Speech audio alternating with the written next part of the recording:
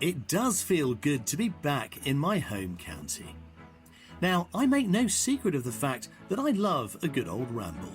You'll often find me and my dogs wandering the tracks and trails of Herefordshire and beyond.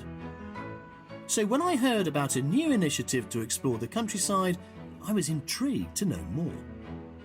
First, we had camping, then we had glamping, and now we have champing. Camping in a church, who'd have thought it? I'm meeting rural pioneer priest Simon Lockett at St Mary's Church in Craswell to hear all about it.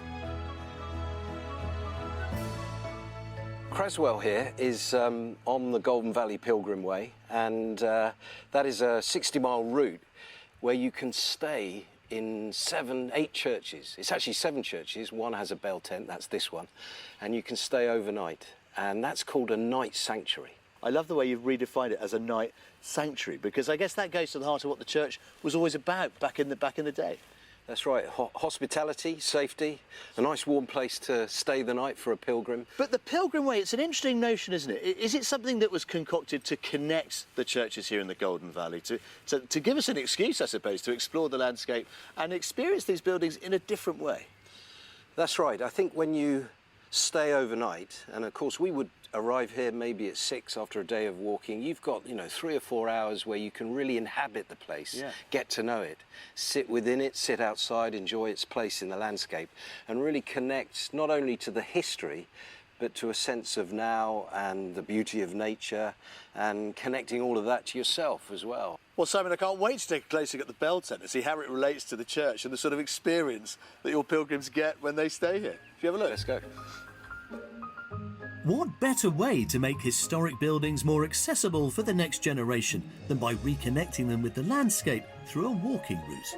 Starting and ending at Hereford Cathedral, the Golden Valley Pilgrim Way takes around 6 to 7 days.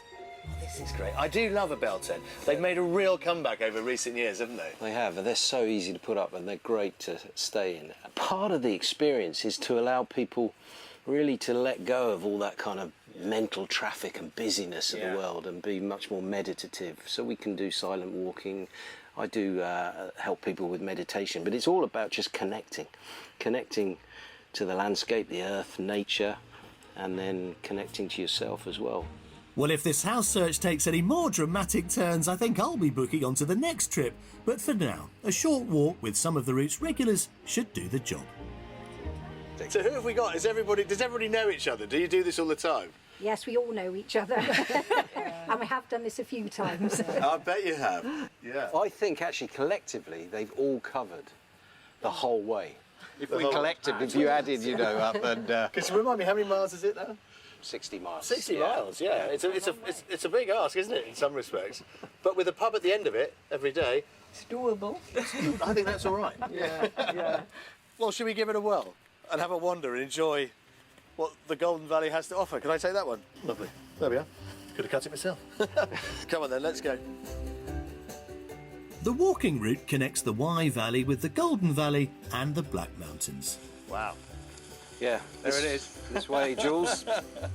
As well as the 8 night sanctuaries, there are plenty more churches to enjoy along the way, as well as flower meadows and castle ruins, not to mention local produce to enjoy.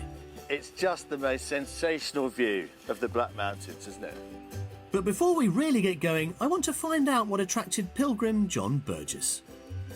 You don't have to be a religious person to engage in this. It is just more, it is fulfilling in so many different ways, and there is no need to sort of be a card-carrying member of the Church of England.